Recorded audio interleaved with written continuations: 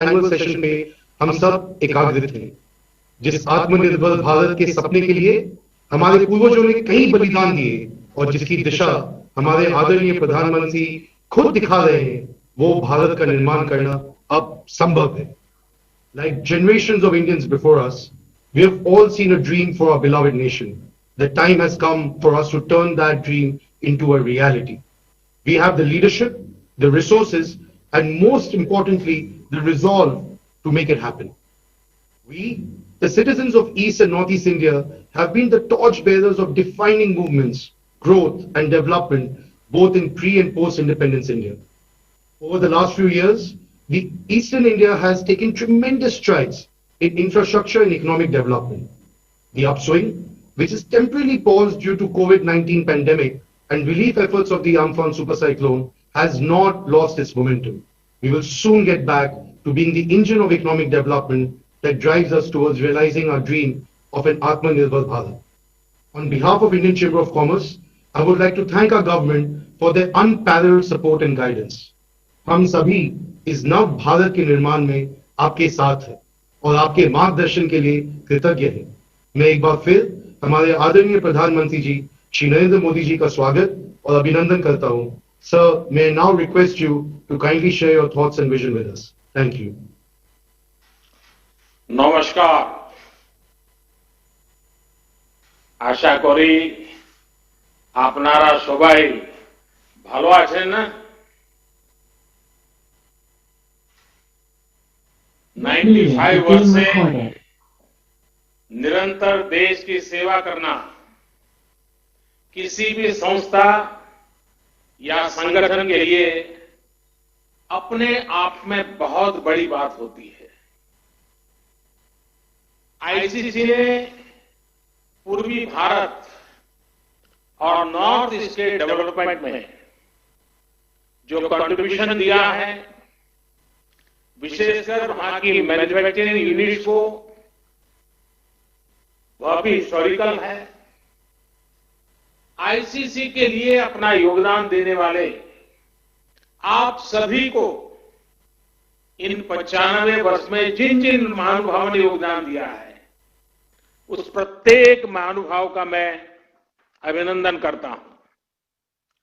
साथियों, आईसीसी ने 1925 में अपने गठन के बाद से आजादी की लड़ाई को देखा है, उस लड़ाई को जिया है। सरकारों से मुसीबतें भी झेली है, भीषण अकाल और अन्न संकटों को देखा है, विभाजन को देखा है। विभाजन की उस पीड़ा को आपने सहा है और भारत की ग्रोथ ट्रेजेक्टरी का भी आप हिस्सा रहे हैं। अब इस बार की एजीएम एक ऐसे समय में हो रही है जब हमारा देश मल्टीपल चैलेंजेस को चैलेंज कर रहा है। कोरोना वायरस से पूरी दुनिया लड़ रही है, भारत भी लड़ रहा है, लेकिन अन्य तरह के संकट भी निरंतर खड़े हो रहे हैं। कहीं फ्लड की चुनौती, कहीं लॉकस्ट, जो बंगाल में जिसको पोंगोपा कहते हैं, पोंगोपा का कहर, कहीं ओलावृष्टि, कहीं असम में ऑयल फील्ड में आग, कहीं लगातार छोटे छोटे अर्थक्वेक की खबरें। ये भी कम ही होता है कि पूर्वी और पश्चिम क्षेत्र में एक के बाद एक 2 साइक्लोन्स चुनौती बनकर के आए।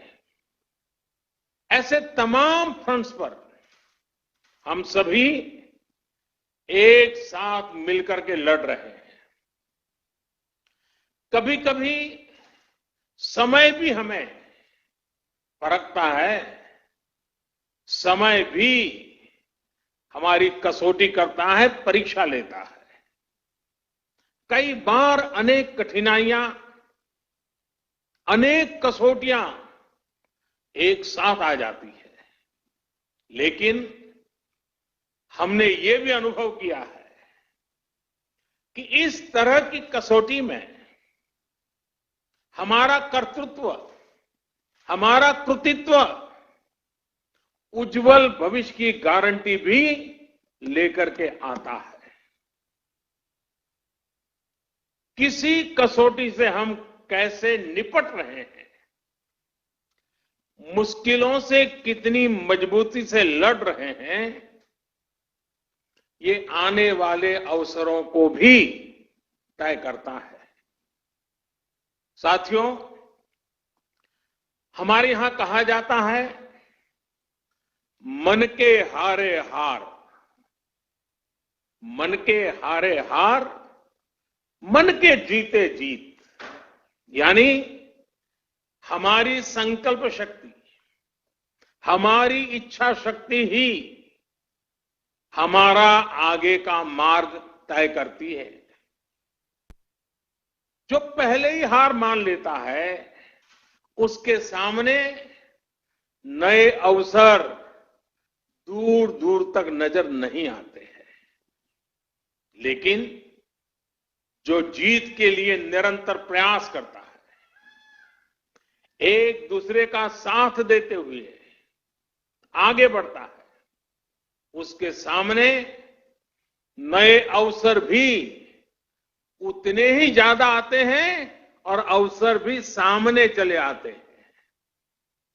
साथियों, ये हमारी एकजुटता, ये एक साथ मिलकर बड़ी से बड़ी आपदा का सामना करना, ये हमारी संकल्प शक्ति, ये हमारी इच्छा शक्ति, हमारी बहुत बड़ी स्ट्रेंथ है। एक राष्ट्र के रूप में हमारी बहुत बड़ी ताकत है। मुसीबत की दवाई, मुसीबत की एक ही दवाई है, मुसीबत की दवाई मजबूती है। मुश्किल समय ने हर बार भारत के डिटर्मिनेशन को अधिक स्ट्रेंथन किया है। एक नेशन के रूप में देशवासियों के रिजॉल्व को ऊर्जा दी है, संकल्प को शक्ति दी है। यही भावनाएं आज आईसीसी के आपके मेंबर के चेहरे पर भी और देशवासियों के चेहरे पर भी मैं देख सकता हूं, मैं पढ़ सकता हूं। करोड़ों देशवासियों के प्रयासों में मैं एक नई आशा देख सकता हूं, नया विश्वास देख सकता हूं। कोरोना का संकट पूरी दुनिया में बना हुआ है, पूरी दुनिया इससे लड़ रही है। कोरोना वॉरियर्स के साथ हमारा देश इस लड़ाई में जरा भी पीछे नहीं है। लेकिन इन सब के बीच हर देशवासी अब इस संकल्प से भी भरा हुआ है कि इस आपदा को अवसर में परिवर्तित करना है।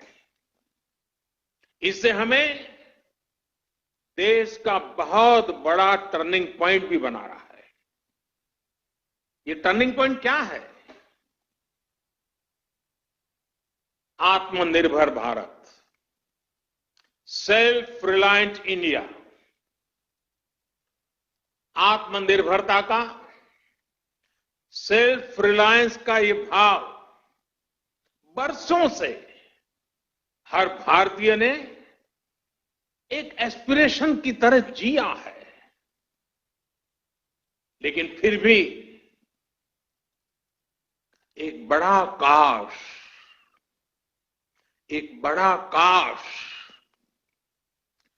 हर भारतीय के मन में रहा है, मस्तिष्क में रहा है। ये काश क्या है? काश हम मेडिकल इक्विपमेंट के क्षेत्र में आत्मनिर्भर होते। काश हम डिफेंस मैन्युफैक्चरिंग में आत्मनिर्भर होते। काश हम कोल और मिनरल्स के सेक्टर में आत्मनिर्भर होते। काश हम एडिबल ऑयल में, फर्टिलाइजर्स के क्षेत्र में आत्मनिर्भर होते। काश हम इलेक्ट्रॉनिक मैन्युफैक्चरिंग में आत्मनिर्भर होते। काश हम सोलर पैनल्स, बैटरीज और चिप मैन्युफैक्चरिंग में आत्मनिर्भर होते। काश हम एविएशन सेक्टर में भी आत्मनिर्भर होते। ऐसे कितने सारे काश, अनगिनत काश हमेशा से हर भारतीय को झकझोरते रहे हैं। साथियों, एक बहुत बड़ी वजह रही है कि बीते 5-6 वर्षों में देश की नीति और रीति में भारत की आत्मनिर्भरता का लक्ष्य सर्वोपरि रहा है। अब कोरोना क्राइसिस ने हमें इसकी गति और तेज करने का सबक दिया है। इसी सबक से निकला है आत्मनिर्भर भारत अभियान। साथियों, हम देखते हैं परिवार में भी संतान, बेटा हो या बेटी, 18-20 साल का हो जाता है तो मां बाप उसे सबसे पहले कहते हैं कि अपने पैरों पर खड़े रहना सीखो। हर परिवार में सुना होगा, आप जो मुझे सुन रहे हैं सबने सुना होगा कि 18-20 साल की उम्र में उनके मां बाप ने उनको कहा होगा कि बेटे, बेटी, अब अपने पैरों पर खड़े रहना सीखो। एक तरह से आत्मनिर्भर भारत का पहला पाठ परिवार से ही शुरू होता है। भारत को भी अपने पैरों पर ही खड़े होना होगा। साथियों, आत्मनिर्भर भारत अभियान का सीधा सा मतलब है कि भारत दूसरे देशों पर अपनी निर्भरता कम से कम करे। हर वो चीज जिसे इंपोर्ट करने के लिए देश मजबूर है, वो भारत में ही कैसे बने।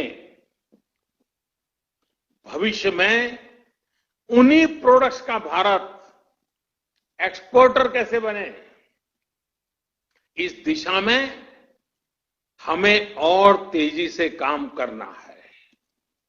इसके अलावा हर वो सामान जो भारत का लघु उद्यमी बनाता है, हमारे हैंडीक्राफ्ट वाले जो सामान हमारे सेल्फ हेल्प ग्रुप से जुड़े करोड़ों गरीब बनाते हैं, जो दशकों से हमारे यहां बनता आ रहा है, गलियों मोहल्लों में बिकता रहा है, उसे छोड़कर विदेश से वही सामान मंगाने की प्रवृत्ति, इस पर भी हमने आत्मसंयम बरतना है, हमें नियंत्रण करना है। हम इन छोटे छोटे व्यापार करने वाले लोगों से केवल चीज ही नहीं खरीदते, पैसे ही नहीं देते, उनके परिश्रम को पुरस्कृत करते हैं, मान सम्मान बढ़ाते हैं। कभी सोचना, आप मर्सिडीज गाड़ी लेकर के जा रहे हैं और फुटपाथ पर छोटी चीज बेचने वाले की चीज आपने उतर करके खरीदी, वो पैसे नहीं गिनेगा, वो उसकी छाती फूल जाएगी। देखिए, मर्सिडीज गाड़ी वाला भी फुटपाथ पर मैं भले बैठा हूं, लेकिन उतर करके मेरे से सामान खरीद रखा है, उसकी जिंदगी को एक ताकत मिलती है, उसको सम्मान मिलता है। हमें इस बात का अंदाजा भी नहीं होता कि इससे उनके दिल पर कितना प्रभाव पड़ता है, वो कितना गर्व महसूस करता है। इसलिए अब अपने लोकल के लिए वोकल होने का समय है। हर गांव, हर कस्बे, हर जिले, हर प्रदेश, पूरे देश को आत्मनिर्भर करने का समय है। साथियों, सालों पहले, दशकों पहले स्वामी विवेकानंद जी ने एक पत्र लिखा था। उस पत्र में उन्होंने लिखा था, the simplest method to be work upon at present is to induce Indians to use their own produce and get market for Indian artware in other countries. Swami Vivekananda ji का बताया ये मार्ग पोस्ट कोविड वर्ल्ड में भारत की प्रेरणा है। अब देश प्रण कर चुका है और देश कदम भी उठा रहा है। आत्मनिर्भर भारत अभियान के तहत जिन बड़े रिफॉर्म्स की घोषणा की गई है, उनको तेजी से जमीन पर उतारा जा रहा है। एमएसएमईज की डेफिनेशन सालों से लटकी हुई बात, उसका दायरा बढ़ाना हो या एमएसएमईज के सपोर्ट के लिए हजारों करोड़ के स्पेशल फंड्स की व्यवस्था हो, ये सब आज सच्चाई बन रहे हैं। आईबीसी से जुड़ा फैसला हो, छोटी छोटी गलतियों को डीक्रिमिनलाइज करने का फैसला हो, इन्वेस्टमेंट की फास्ट ट्रैकिंग के लिए प्रोजेक्ट डेवलपमेंट सेल्स का गठन हो, ऐसे अनेक कार्य पहले ही हो चुके हैं। अब तमाम सेक्टर्स, खासकर कोल और माइनिंग के सेक्टर को अधिक कॉम्पिटिटिव बनाने के लिए जो रिफॉर्म्स अनाउंस हुए हैं, उसका भरपूर फायदा उठाने के लिए उद्योग जगत आगे आए। मेरे युवा साथी, आप आगे आए। साथियों, किसानों और रूरल इकोनॉमी के लिए जो निर्णय हाल में हुए हैं, उन्होंने एग्रीकल्चर इकोनॉमी को बरसों की गुलामी से मुक्त कर दिया है। सच्ची आजादी किसानों को मिली है। अब भारत के किसानों को अपने प्रोडक्ट, अपनी उपज देश में कहीं पर भी बेचने की आजादी मिल गई है। APMC act, essential commodities act, उसमें जो संशोधन किए गए हैं, किसानों और इंडस्ट्री के बीच पार्टनरशिप का जो रास्ता खोला गया है, उससे किसान और रूरल इकोनॉमी का कायाकल्प होना तय है। इन फैसलों ने किसान को एक प्रोड्यूसर के रूप में और उसकी उपज को एक प्रोडक्ट के रूप में पहचान दी है। साथियों, चाहे किसानों के बैंक खातों में सीधे पैसे ट्रांसफर करना हो, चाहे एमएसपी का फैसला हो, उनकी पेंशन की योजना हो, हमारा प्रयास किसानों को सशक्त करने का है। अब किसानों को एक बड़ी मार्केट फोर्स के तौर पर विकसित होने में सहायता की जा रही है। साथियों, लोकल प्रोडक्ट्स के लिए जिस क्लस्टर बेस्ड अप्रोच को भारत में बढ़ावा दिया जा रहा है, उसमें भी सभी के लिए अवसर भी मौजूद है। जिन जिलों, जिन ब्लॉक्स में जो पैदा होता है, वहीं आसपास इनसे जुड़े क्लस्टर विकसित किए जाएंगे। जैसे पश्चिम बंगाल में जूट किसानों के लिए पास में ही जूट आधारित उद्योगों को और मजबूती दी जाएगी। फॉरेस्ट प्रोड्यूस की अपार संपदा जुटाने वाले आदिवासी साथियों को उनके क्षेत्र में ही आधुनिक प्रोसेसिंग यूनिट्स उपलब्ध कराई जाएगी। इसके साथ ही बांबू और ऑर्गेनिक प्रोडक्ट्स के लिए भी क्लस्टर्स बनेंगे। सिक्किम की तरह पूरा नॉर्थ ईस्ट ऑर्गेनिक खेती के लिए बहुत बड़ा हब बन सकता है, ऑर्गेनिक कैपिटल बन सकता है।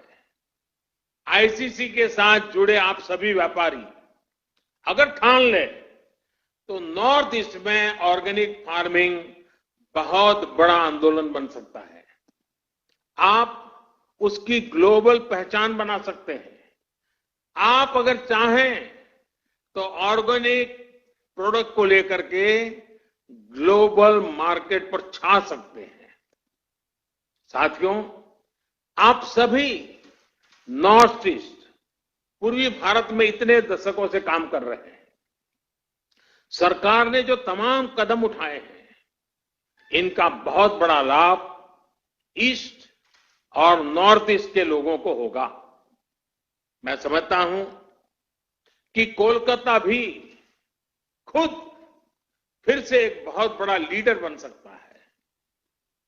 अपने पुराने गौरव से प्रेरणा लेते हुए भविष्य में कोलकाता पूरे क्षेत्र के विकास का नेतृत्व कर सकता है। आपसे बेहतर और कौन जानता है कि जब श्रमिक पूर्व के, संपत्ति पूर्व की, संसाधन पूर्व के, तो इस क्षेत्र का विकास कितनी तेज गति से हो सकता है। साथियों, 5 साल बाद यानी वर्ष 2025 में आपकी संस्था अपने 100 वर्ष पूरे करने जा रही है। वहीं वर्ष 2022 में देश की आजादी के 75 वर्ष पूरे होने जा रहे हैं। ये आपकी संस्था के लिए, आपके प्रत्येक सदस्य के लिए, आपकी कोई भी औद्योगिक इकाई हो या व्यापारिक इकाई हो, बेहतरीन समय है एक बड़ा संकल्प लेने का। मेरा आपसे आग्रह है कि आत्मनिर्भर भारत अभियान को चरितार्थ करने के लिए आईसीसी भी अपने स्तर पर 50-100 नए लक्ष्य तय करेंगे। ये लक्ष्य संस्था के भी हो, इससे जुड़े हर उद्योग और व्यापारिक इकाई के भी हो और हर व्यक्ति के भी हो।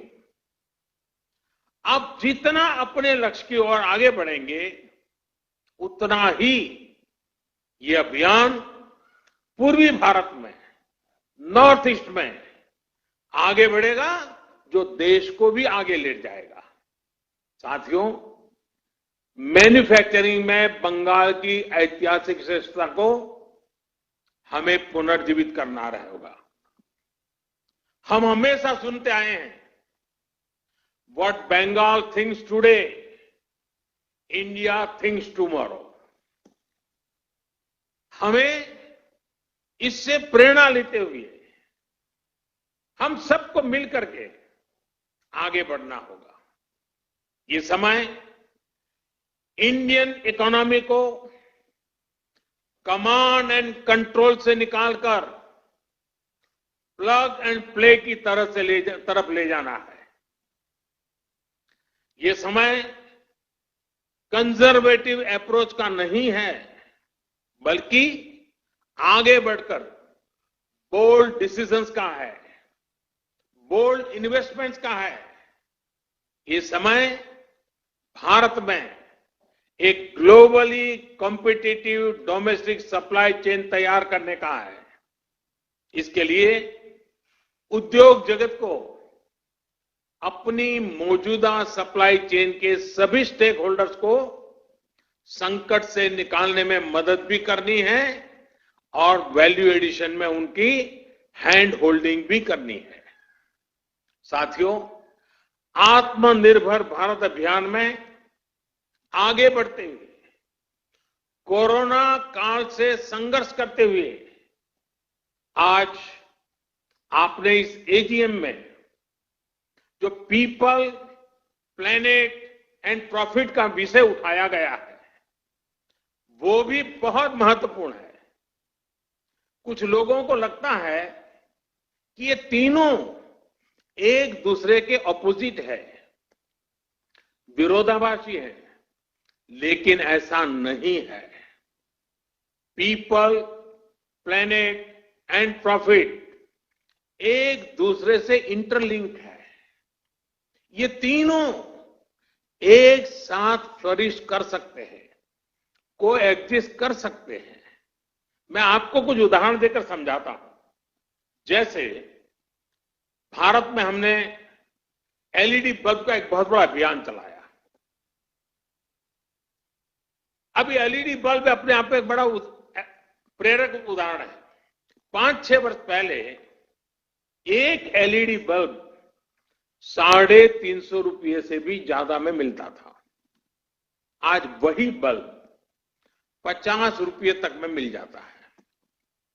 आप सोचिए, कीमत कम होने से देश भर में करोड़ों करोड़ों की संख्या में एलईडी बल्ब घर घर पहुंचे हैं, स्ट्रीट लाइट्स में लग रहे हैं।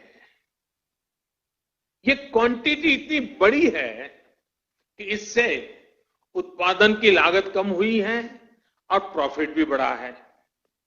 इससे लाभ किसको मिला है? पीपल को, आम देशवासी को, जिसका बिजली का बिल कम हुआ है। एक मोटा मोटा अंदाज में लगा सकता हूं, आज प्रतिवर्ष एवरी ईयर देशवासियों के करीब करीब 19,000 करोड़ रुपए बिजली के बिल में एलईडी की वजह से बच रहे हैं। 19,000 करोड़ रुपए आपके जेब में बचना, ये बचत गरीब को हुई है, ये बचत देश के मध्यम वर्ग को हुई है और लगातार होने वाली है। इसका लाभ प्लेनेट को भी हुआ है। सरकारी एजेंसियों ने जितने एलईडी बल्ब कम कीमत पर बेचे हैं, अकेले उससे ही हर साल करीब करीब 4 करोड़ टन कार्बन डाइऑक्साइड का एमिशन कम हुआ है। यानी प्रॉफिट दोनों को है, दोनों के लिए विन विन सिचुएशन है। उत्पादक भी कमाता है, विक्रेता भी कमाता है और खरीदार भी कमाता है, और प्लेनेट का तो भला हुआ ही हुआ है। अगर आप सरकार की अन्य योजनाओं और फैसलों को भी देखें तो बीते 5-6 वर्षों में पीपल, प्लेनेट एंड प्रॉफिट का ये कंसेप्ट जमीन पर और मजबूत हुआ है। अब जैसे अभी आपने भी देखा है कि कैसे सरकार का बहुत ज्यादा जोर इनलैंड वाटरवेज पर है। हल्दिया से बनारस तक तो वाटरवेज चालू हो चुका है। अब मैं बनारस का एमपी हूं, इसलिए मुझे आपसे जुड़ने में आनंद भी आता है। अब वो चालू भी हो चुका है। अब नॉर्थ ईस्ट में भी वाटरवेज बढ़ाया जा रहा है। इन वाटरवेज से पीपल का फायदा है, क्योंकि इससे लॉजिस्टिक्स का खर्च कम होता है। इन वाटरवेज से प्लेनेट का भी फायदा है, क्योंकि इससे ईंधन कम जलता है। और हमें यह भी नहीं भूलना चाहिए कि ये पेट्रोल डीजल के इंपोर्ट को कम करेगा, रोड पर ट्रैफिक कम करेगा, सामान सस्ते में पहुंचाएगा, सामान सस्ता मिलेगा, शॉर्टेज रूट से जल्दी पहुंचेगा। खरीदने वाले और बेचने वाले दोनों को ही इसमें प्रॉफिट ही प्रॉफिट है। यानी पीपल भी है, प्लेनेट भी है, प्रॉफिट भी है। साथियों, भारत में एक और अभियान अभी चल रहा है, देश को सिंगल यूज प्लास्टिक से मुक्त करने का। इसमें पीपल, प्लेनेट और प्रॉफिट तीनों ही विषय एड्रेस होते हैं। विशेषकर पश्चिम बंगाल के लिए तो ये बहुत ही फायदेमंद है। इससे आपके यहां जूट का कारोबार बढ़ने की संभावना अनेक गुना बढ़ जाती है। और मैं तो आपसे पूछूंगा, क्या आप लोगों ने इसका फायदा उठाया कि नहीं उठाया? क्या अब पैकेजिंग मटेरियल, नई नई वैरायटीज, नए नए थैलिए, नए नए पर्स प्लास्टिक की जगह पर जूट से बनाना शुरू किया कि नहीं किया? एक तरह से मैं कहूंगा ये एक निर्णय, सिंगल यूज प्लास्टिक से मुक्ति का एक निर्णय, आप आईसीसी के मेंबर जो उस इलाके में ज्यादा काम करते हैं, आपकी तो पांचों उंगलियां घी में है और आपको तो इस मौके का और फायदा उठाना चाहिए। और अगर ये मौका छोड़ देंगे तो फिर कौन मदद करेगा? सोचिए, जब पश्चिम बंगाल में बना जूट का बैग हर किसी के हाथ में होगा तो बंगाल के लोगों को कितना बड़ा प्रॉफिट होगा। साथियों, पीपल सेंट्रिक, पीपल ड्रिवन और प्लैनेट फ्रेंडली डेवलपमेंट की अप्रोच अब देश में गवर्नेंस का हिस्सा बन गई है। जो हमारे टेक्नोलॉजिकल इंटरवेंशंस है वो भी पीपल, प्लैनेट और प्रॉफिट के विचार के अनुकूल ही है। यूपीआई के माध्यम से हमारी बैंकिंग टचलेस, कॉन्टैक्टलेस, कैशलेस और 24/7 365 डे संभव हो पाई है। भीम ऐप से ट्रांजैक्शन के अब नए नए रिकॉर्ड बन रहे हैं। रुपे कार्ड अब गरीब, किसान, मध्यम वर्ग, देश के हर वर्ग का पसंदीदा कार्ड बनता जा रहा है। जब हम आत्मनिर्भर भारत की बात करते हैं तो क्यों न गर्व के साथ रुपे कार्ड का इस्तेमाल करें।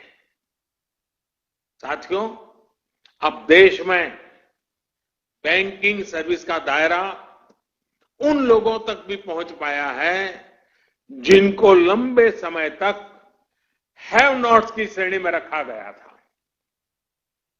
डीबीटी, जैम, JAM यानी जनधन, आधार, मोबाइल के माध्यम से बिना लीकेज करोड़ों बेनिफिशियरीज तक, करोड़ों लाभार्थी तक जरूरी सहायता पहुंचाना संभव हुआ है। इसी तरह गवर्नमेंट ई मार्केट प्लेस, और मैं चाहूंगा सभी व्यापारी आलम इसको ध्यान से सुने, गवर्नमेंट ई मार्केट प्लेस यानी GEM, आप वेबसाइट पे जाकर इसकी डिटेल देख सकते हैं। GEM ने पीपल को सरकार के साथ जुड़कर प्रॉफिट कमाने का एक अवसर दिया है। आप ये जानते ही हैं कि jam platform, GEM, jam platform पर छोटा हो या बड़ा, व्यक्तिगत रूप से काम करता हो या सेल्फ हेल्प ग्रुप चलाता हो, MSME हो या बड़ा व्यापारी हो, सीधे सीधे भारत सरकार को अपने गुड्स और अपनी सर्विसेज उपलब्ध करा सकते हैं और बड़ी ट्रांसपेरेंसी के साथ। पहले तो जब तक इतने लाख का टर्नओवर नहीं होता है, इतना बड़ा ब्रांड नहीं होता है, इतना बड़ा नाम नहीं होता है, तब तक आप सरकार को माल बेचने के लिए सोच ही नहीं सकते थे। आज हमने वो रास्ता खोला है कि आप सीधे भारत सरकार की बड़ी से बड़ी इकाई, इवन PM ऑफिस में भी आपका माल पहुंच सकता है, प्रधानमंत्री को भी पहुंच सकता है।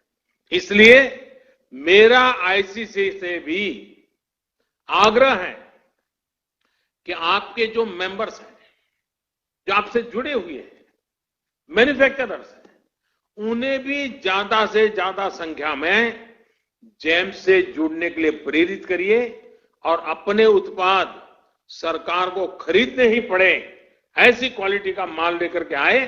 देखिए कैसी स्पर्धा चलती है और सरकार की ताकत नहीं है कि आपके अच्छे मुल्क को ठुकरा सके।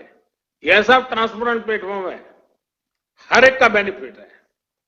अगर आपसे जुड़ा हर मैन्युफैक्चरर जेम से जुड़ जाएगा तो छोटे कारोबारी भी अपने प्रोडक्ट सीधे सरकार को बेच पाएंगे।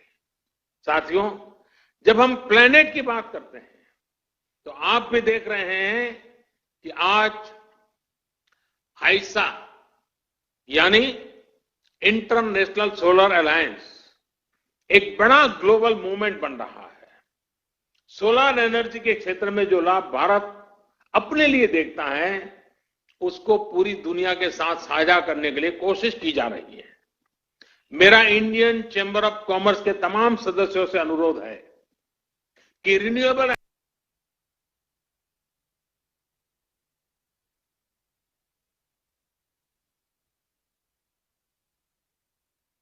So that was Prime Minister addressing the और 95th इन्वेस्टमेंट को session विस्तार of the दें। ICC. We'll देश see. में ही सोलर पैनल की मैन्युफैक्चरिंग, पावर स्टोरेज कैपेसिटी बनाने के लिए बेहतर बैटरीज, इसके R&D और मैन्युफैक्चरिंग में निवेश करने की ये बहुत बड़ी सुवर्ण तक है, गोल्डन अपॉर्चुनिटी है। जो इस काम में जुटे हैं ऐसे संस्थानों की, एमएसएमईज की हैंड होल्डिंग आवश्यक है और करनी चाहिए। बदलते हुए विश्व में सोलर रिचार्जेबल बैटरीज का बहुत बड़ा मार्केट बनने वाला है। क्या भारत का उद्योग जगत इसका नेतृत्व कर सकता है? इस क्षेत्र में भारत एक बहुत बड़ा हब बन सकता है। आईसीसी और उसके सदस्य 2022 जब भारत अपनी आजादी के 75 वर्ष पूरा करेगा और 2025 जब आईसीसी अपने 100 वर्ष पूरा करेगा तो इन अवसरों से जुड़े लक्ष्यों में इस विषय पर भी अपने टारगेट तय कर सकते हैं। साथियों, ये समय अवसर को पहचानने का है, खुद को आजमाने का है और नई बुलंदियों की ओर जाने का है। ये अगर सबसे बड़ा संकट है तो हमें इससे सबसे बड़ी सीख लेते हुए इसका पूरा लाभ भी उठाना चाहिए। मैं आपको आश्वस्त करता हूं कि सरकार इसके लिए पूरी तरह से कमिटेड है, आपके साथ है। आप बेहिचक आगे बढ़िए, नए संकल्पों के साथ, नए विश्वास के साथ आगे बढ़िए। आत्मनिर्भर भारत के मूल मंत्र में है, और ये बात बहुत महत्वपूर्ण है, आत्मनिर्भर भारत के मूल में जो मंत्र है वो है आत्मविश्वासी भारतीय। हर भारतीय आत्मविश्वासी होगा तो आत्मनिर्भर भारत की यात्रा बहुत कम समय में हम जीत लेंगे। गुरुवर टैगोर ने अपनी कविता नूतन जोगेर भोर में कहा है, चोलाए चोलाए बाजबे जोएर मेरी, चोलाए चोलाए बाजबे जोएर मेरी, पाएर बेगे ही पोत केटे जाए कोरिश्ना आर दे। यानी हर आगे बढ़ने वाले कदम पर घोषणाद होगा, दौड़ते पांव ही नया रास्ता बना देंगे। अब देरी मत करो, सोचिए ये कितना बड़ा मंत्र है, दौड़ते पांव ही नया रास्ता बना देंगे। जब इतनी बड़ी प्रेरणा हमारे सामने है तो रुकने का सवाल ही पैदा नहीं होता। मुझे पूरा विश्वास है कि जब आप अपनी स्थापना के 100 वर्ष का समारोह मनाएंगे, जब देश अपनी स्वतंत्रता के 75 वर्ष का पर्व मनाएगा, तो आत्मनिर्भर भारत के मार्ग पर हमारा देश मजबूती के साथ काफी आगे बढ़ चुका होगा और आपके साथ सहयोग से बढ़ चुका होगा। 130 करोड़ देशवासियों की संकल्प शक्ति से बड़ा होगा। 130 करोड़ देशवासियों के हर कदम में आत्मनिर्भरता का मिजाज होगा। एक बार फिर आप सबको बहुत बहुत शुभकामनाएं देता हूं और मैं यही प्रार्थना करूंगा, स्वस्थ रहिए, सुरक्षित रहिए। बहुत बहुत आभार। ভালো থাকবেন। আমরা ভালো থাকবো স্যার, আপনিও ভালো থাকবেন। Now I would request Shri Sanjeev Goenka to formally give the vote of thanks.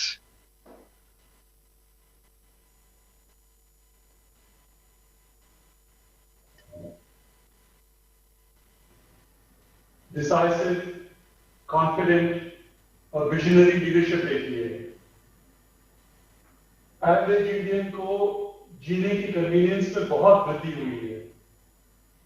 एक नई दिशा मिली है, एक नया संकल्प मिला है, एक नया मार्ग मिला है और विश्व भर में आज भारतीय सिर ऊंचा करके रह सकता है, जी सकता है, घूम सकता है, व्यवसाय कर सकता है।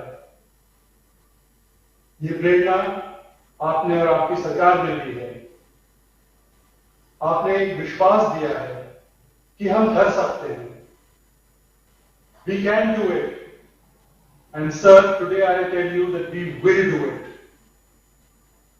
Indian industry will rise to the challenge.